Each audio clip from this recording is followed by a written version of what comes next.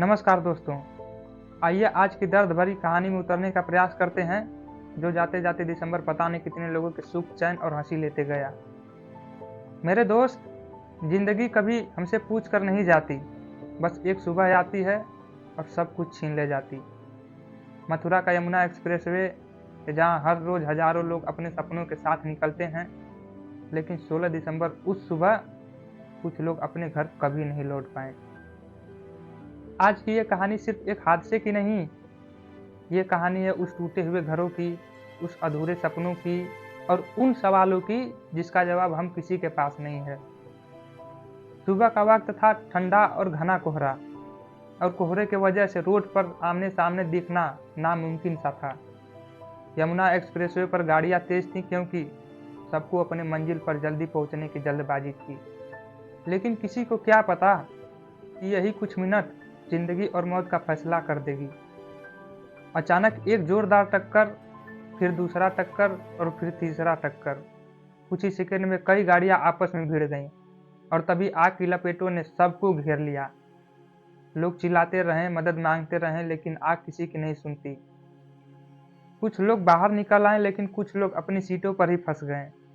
आग इतनी तेज थी कि पहचान मिटने लगी, चेहरे, नाम, रिश्ते, सब कुछ। उस सुबह 13 लोग जिंदा जल गए। हादसे के बाद असली त्रासदी शुरू हुई जब हमीरपुर की सावित्री देवी अपनों को ढूंढते हुए मथुरा पहुंची।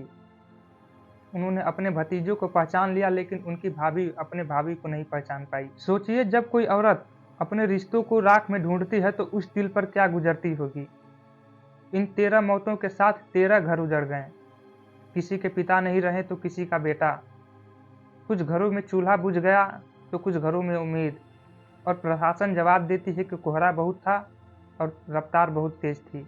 लेकिन सवाल ये है, क्या कोहरा पहली बार पड़ा था? अगर नहीं तो इंतजाम क्यों नहीं थे? क्या जिंदगी इतनी सस्ती है?